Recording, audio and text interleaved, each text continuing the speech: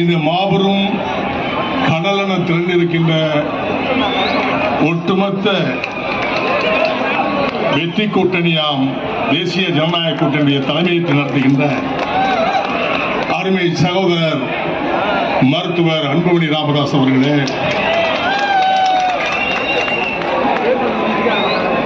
தமிழகத்திலே வரலாறு படைத்து ஆளுகின்ற கட்சிக்கு என்ன துரோகம் விளைத்துக் கொண்டிருக்கின்றார்கள் என்பதை மட்டும் நீங்க பார்க்கணும். எங்கு பார்த்தாலும் மதுவினால் மாண்டோர்கள் அதிகம். கள்ளக்குறிச்சியில இறந்து போனவர்களுக்காக எல்லா அரசியல் தலைவர்களும் அவர்களை எதிர்த்து பேசிய பொழுது நாங்கள் செய்தது நியாயம் என்று சொல்லிக் கொண்டிருக்கின்றவர்கள் தான் திமுக.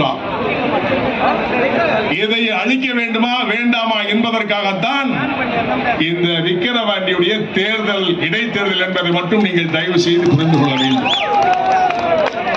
இந்த தேர்தல் தான் நம்முடைய சகோதரர் சி அன்புமணி அவர்கள் வெற்றி பெற்றார்கள் என்று சொன்னார் வரலாறு படைக்கக்கூடிய தமிழ்நாடு மாறும் என்ற நிலை மக்களுக்கு தெரியும் என்பதை நீங்கள் பார்க்க வேண்டும். அதற்கு நீங்கள் எல்லாம் உறுதியாக அளிக்க வேண்டிய சின்னம் மாம்பழ சின்னம், மறந்துடக்கூடாது. அதோடு மட்டுமல்ல, காலைல பேப்பரை பார்ப்பாங்க, திமுக காரங்க பார்த்த உடனே முதல்ல டார்கெட் பண்றது வேற யாரும் கிடையாது, நம்ம சகோதரர் அண்ணாமலை தான். எதுக்கு எடுத்தாலும் அண்ணா அவர் இல்லாம அவங்க தூங்கவே மாட்டாங்க. உடனுக்குடன் பதிலடி கொடுத்து மக்களை ஏமாற்றாதே, ஏமாற்றி பிழைக்காதே, மக்களை ஏமாற்றிக் கொண்டே இராதே என்று அவர்களுக்கு அறிவுரை சொல்லுகின்றதை பார்த்து சிந்தித்துக் கொண்டிருக்கிறார்.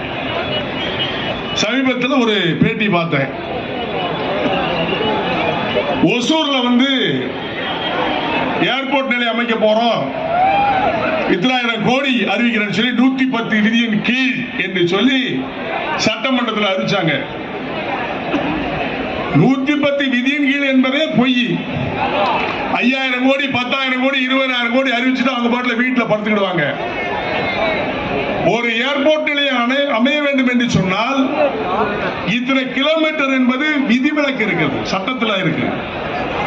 அது தெரியாம பேசுறாரா, தெரிஞ்சே பேசுறாரா, அல்ல மக்களை ஏமாற்றுவதற்கு பேசுவாரா என்பதை நீங்கள் புரிந்து கொள்ள வேண்டும்.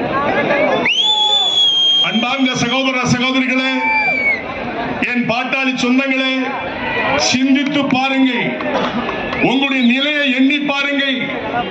உழைக்கின்ற சமுதாயமாக வாழ்ந்த இச்சமுதாயம் மாற்றானுக்கு அடிமையாக கூடாது என்று சொன்னால் அவர்கள் குடிக்கின்ற காசுகளை கையிலே வாங்கக்கூடாது என்ற நிலையை உருவாக்க வேண்டும் இந்த தேர்தல். அப்படி என்று சொன்னீர்கள் என்று சொன்னால் நிச்சயமாக வெற்றி அடைய முடியும். குடிபிடித்த காலம் போதும், கெஞ்சிய காலம் போதும், அடிபணிந்த காலம் போதும், அடிமையாய் வாழ்ந்த காலமும் போதும். தலை நிமிர்ந்து வாழ வேண்டும் என்று சொன்னார் அவர்கள் கொடுக்கின்ற காசை, எச்சி காசை கையிலே வாங்கக்கூடாது என்ற நிலைமையை மக்களிடத்தில் தயவு செய்து சொல்லுங்கள். உழைக்கின்றவர்கள் இப்படி ஏமாறலாமா? கேவலமாக கொடுக்கின்ற காசுகள் கை நீட்டி வாங்கலாமா என்ற எண்ணத்தை மட்டும் நீ புகுத்துவீர்கள் என்று சொன்னால் சண்டாளர்கள் உள்ளே வர முடியாது. அந்த நிலையை உருவாக்க முடியும் உங்களால் என்பதை மட்டும் எண்ணி பார்க்க வேண்டும். லட்சக்கணக்கான மக்கள் திரண்டிருக்கின்றீர்கள். ஒரு ஆருக்கு 5 பேர்கள் என்று சொன்னாலே, 5 ஓட்டு என்று சொன்னாலே உறுதிப்படுத்தி ஆகிவிட்டது. சி அன்புமணி எம்எல்ஏ சட்டமன்ற உறுப்பினர் என்று உறுதியாகிவிட்டது. இந்த பிரச்சாரத்தை மேற்கொண்டு நாம் யார் என்பதை நிரூபிக்க வேண்டும் என்று சொன்னால் தேசிய ஜனநாயக கூட்டணியில் இருக்கின்ற தலைவர்கள் எல்லாம் ஒன்றாக திரண்டு எதிர்க்கின்றவர்களை ஓட வைக்க வேண்டும் என்று உங்களை அன்போடு நான் கேட்டுக் கொள்கின்றேன். உழைக்கின்ற சமுதாயமே, குடித்து குடித்து குடிக்கட்ட சமுதாயமாக இருந்ததெல்லாம் போதும். குடித்ததினால் குலம் அழிந்தது, குடும்பம் அழிந்தது, நம்முடைய வாழ்க்கை அழிந்தது, பாட்டாளி அழிந்தார்கள். இந்த நிலை வேண்டாம் என்று சொன்னால் எதிரிகள் பக்கத்தில் இருக்கின்றார்கள் என்பதை நினைத்து உங்களது பொன்னான வாக்குகளை பாம்பள சின்னத்திற்கு அள்ளித்தாருங்கள். சிந்தித்து பாருங்கள். இரவிலே தூக்கமில்லை, எப்பொழுதுமே எண்ணங்கள் கோடி கோடியாக கொள்ளையடிக்க வேண்டும் என்ற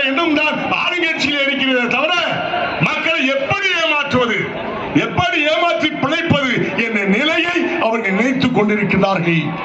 அதற்கு முடிவு கட்ட வேண்டும் என்பது சொன்னால் இந்த விக்கிரவாண்டியுடைய தேர்தல் நிச்சயமாக வெற்றி பெற வேண்டும் நம்முடைய சகோதரர் சி அன்புமணி என்பதை மட்டும் நீங்கள் மனதிலே புரிந்து கொள்கிறேன். ஒன்னொன்றை சொல்லுகின்றேன். ஓடி ஓடி உழைக்கின்ற சமுதாயம் நம் சமுதாயம். விவசாய பெருங்குடி மக்களாக வாழ்கின்ற என் சமுதாயம். ஓடி ஓடி உழைப்பதோடு மட்டுமல்ல, மாட்டானுக்கு சோறு ஓடுகின்ற சமுதாயம் அடிமணியலாமா என்பதை மட்டும் எண்ணி பாருங்கள். சகோதரர்களை சிந்தித்து பாருங்கள்.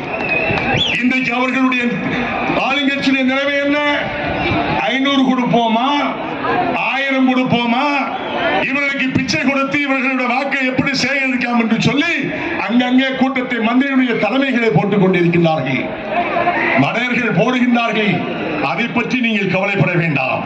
உங்களுடைய எண்ணம் எல்லாம் ஒரு தமிழ்நாடு மாற வேண்டும் என்று சொன்னார், இந்த ஆட்சியை மாற்ற வேண்டும் என்று சொன்னார்.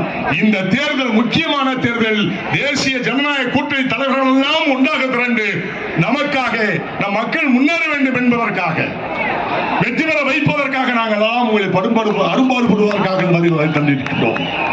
கலவரம் செய்வார்கள், ஆளுங்கட்சியினர் அப்படித்தான் இருப்பார்கள்.